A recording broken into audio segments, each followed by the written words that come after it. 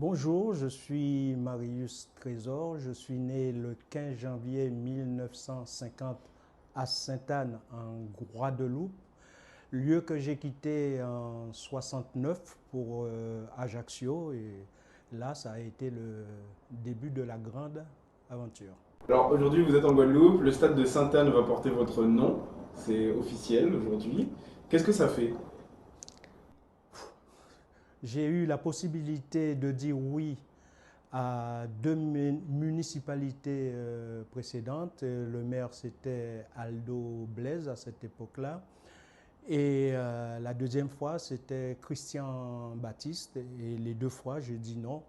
Parce que pour moi, donner son nom à un stade, la plupart du temps, ça se faisait quand la personne était décédée ou n'était plus là. Donc, comme j'avais envie de vivre encore longtemps, j'ai dit on va attendre un peu. Et là, j'ai des amis qui m'ont convaincu que ce serait une très bonne chose. Donc j'ai dit oui, et quand je vois les garçons qui m'ont accompagné sur cette aventure, je le regrette pas. Une question vaste, mais je sais que vous allez pouvoir me répondre. Qu'est-ce que ça représente pour vous la Guadeloupe, tout simplement? Mais vous savez, c'est mon île natale, c'est où j'ai fait mes premiers pas. Je suis né à Courcelles, en allant sur, juste après Sainte-Anne, en allant sur Saint-François. Et là, j'ai connu des moments extraordinaires. Et quand j'ai quitté en 69, j'ai toujours dit que je reviendrai le plus possible, le plus souvent possible dans cette île magnifique. Et ce qui m'a beaucoup aidé, c'est que j'ai quitté la Guadeloupe, une île extraordinaire, pour tomber dans une autre île extraordinaire qui était la Corse, et ça m'a permis de faire cette carrière. La plus belle commune de Guadeloupe pour vous? Drôle de question. Oh, sans parti pris, je dirais Sainte-Anne. Est-ce que vous êtes un adepte du carnaval? On est en plein dans la période. Ah, ça fait très très longtemps que je n'ai pas assisté à un carnaval, parce que ce qu'il faut savoir, c'est que le football, à mon époque, il y avait la trêve hivernale qui se faisait du fin décembre à 10 janvier. Donc à cette époque-là, il n'y avait pas encore le carnaval, je n'ai pas connu. Je pense, le peu de temps que je vais rester ici, pouvoir quand même assister un peu à un petit défilé. Mais le plat préféré de Marius Trésor, c'est quoi? Ça a toujours été queue de cochon, haricots rouges et des petites... Les Dombrés? voilà. Et je me rappelle d'un jour, j'avais écouté Thierry Henry. Moi, j'avais quitté déjà le football actif, et lui, il arrivait. Et le journaliste lui avait posé la question, quel est votre plat antillais préféré?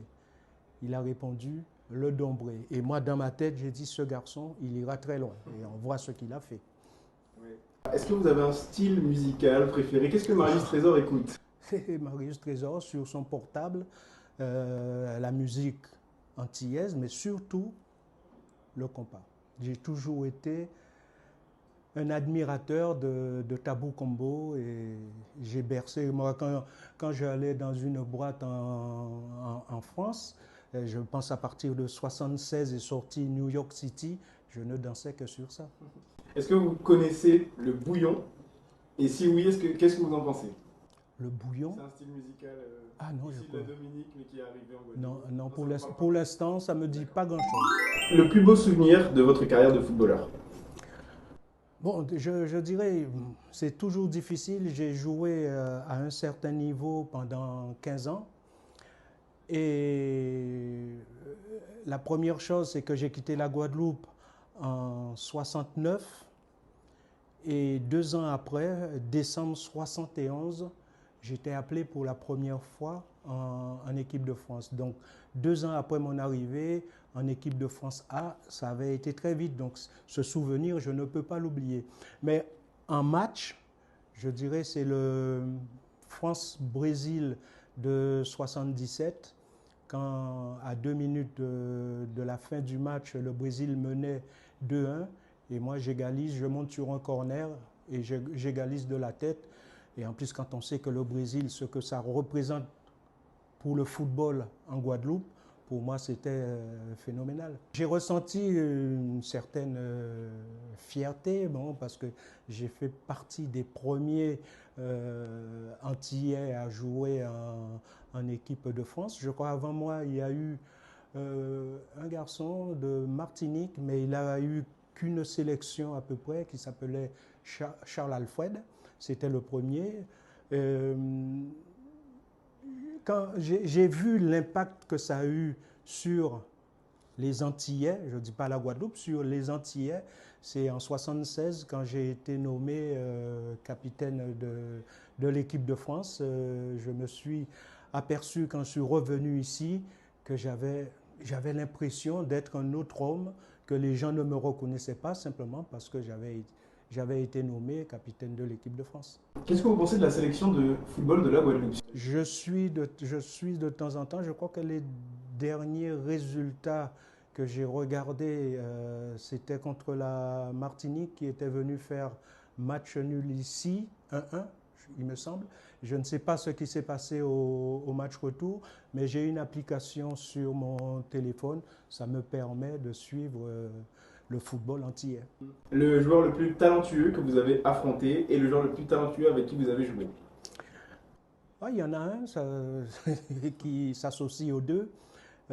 J'ai joué contre un attaquant qui s'appelait Josip Skoblar, qui était l'attaquant de Marseille. Ce qu'il faut savoir, c'est que ce garçon, tout en ne tirant pas les pénaltys, détient un record. Il avait marqué 44 buts en une saison sans les pénaltys. Et le deuxième, c'était Salif Keita, qui jouait à Saint-Étienne, qui en avait marqué 42 tout en tirant les pénaltys. Donc pour moi, j'ai joué contre lui Ajaccio-Marseille ou Marseille-Ajaccio et j'ai joué avec lui quand je suis arrivé à Marseille. La vie de footballeur, on fantasme beaucoup dessus. Est-ce que vous diriez que c'est une belle vie? C'est une vie... comment vous la qualifiez? Franchement, je ne peux pas me permettre de dire le contraire. Pour la simple et unique raison, bon, vous aimez un sport, vous êtes payé pour le pratiquer, que demander de plus? Moi, je ne pensais pas qu'au travers du football, que j'allais connaître autant de personnes, Une fois, je me retrouve, on avait battu la Grèce en Grèce 2-1, je suis à l'aéroport et à cette époque-là, pour passer la douane, il y avait toujours la queue, il fallait attendre. Et on me tape sur l'épaule, je me retourne, je vois Jean-Paul Belmondo, un acteur que j'adorais, qui me félicite parce qu'il avait vu le match pour le résultat du match d'hier. Moi, j'ai failli fondre. C'est qui aujourd'hui la personne la plus connue que vous avez dans votre répertoire? Le numéro de téléphone de la personne la plus connue? Ouh, j'en ai quelques-uns. Bon, je ne sais pas si ça va vous dire grand-chose, mais avoir Alain Giresse, Michel Platini, on s'aperçoit que c'est toujours des footballeurs, mais c'est surtout ça, des noms de sportifs qu'on retrouve dans mon répertoire. Ok. Dans la génération actuelle, quel joueur vous plaît le plus? Tout en étant un défenseur, il y a deux attaquants. Un qui est français, c'est Kylian Mbappé. Et le deuxième, c'est Robert Lewandowski, parce que pour moi, ce mec, il est immense.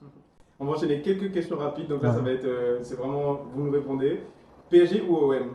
Ouais, Real ou Barça? Barça, Liverpool ou Manchester United?